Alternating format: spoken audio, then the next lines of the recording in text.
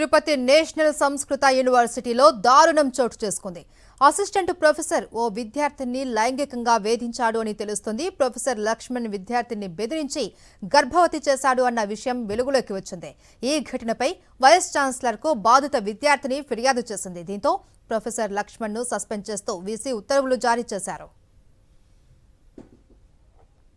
ఈ ఘటనకు సంబంధించి పూర్తి డీటెయిల్స్ మా ప్రతినిధి మూర్తి అందిస్తారు. మూర్తి, మహేశ్వరి తిరుపతిలో ఉన్నటువంటి నేషనల్ సంస్కృతి యూనివర్సిటీలో యొక్క సెక్షువల్ హెరాస్మెంట్ అనేది బయటపడింది. ఇద్దరు కీచక ప్రొఫెసర్లు ఫస్ట్ ఇయర్ ఎడ్యుకేషన్ డిపార్ట్మెంట్ లో మొదటి సంవత్సరం చేస్తున్నటువంటి ఒక విద్యార్థిని లైంగికంగా వేధించడంతో పాటు ఆమెను గర్భవతి కూడా చేశారన్నటువంటి ఆ ఫిర్యాదు పైన వెస్ట్ పోలీసులు విచారిస్తున్నారు. అసిస్టెంట్ ప్రొఫెసర్ లక్ష్మణ్ కుమార్ అనేటువంటి ఎడ్యుకేషన్ డిపార్ట్మెంట్ కి చెందినటువంటి యొక్క ప్రొఫెసర్ ఫస్ట్ ఇయర్ చదువుతున్నటువంటి విద్యార్థిని పట్ల లైంగికంగా వేధించడంతో పాటు ఆమె శారీరకంగా అనుభవించడం జరిగింది. ఆ తర్వాత మరొక ప్రొఫెసర్ తో సెల్ ఫోన్ లో వీడియో రికార్డ్ చేసిన తర్వాత ఆమె అతన్ని లోబర్చుకునే ప్రయత్నం చేశాడు. దీంతో విద్యార్థిని ప్రతిఘటించడంతో పాటు వైస్ ఛాన్సలర్ కు ఈ యొక్క ఘటనకు సంబంధించి ఫిర్యాదు చేయడం జరిగింది. ఈ నేపథ్యంలో ఈ యొక్క ఘటన వెలుగు చూడడం జరిగింది.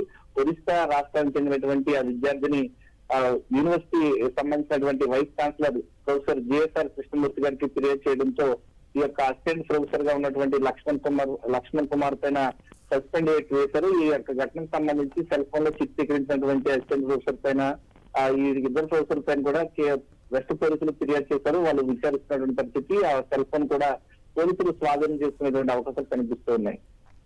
Right, thank you Murthy.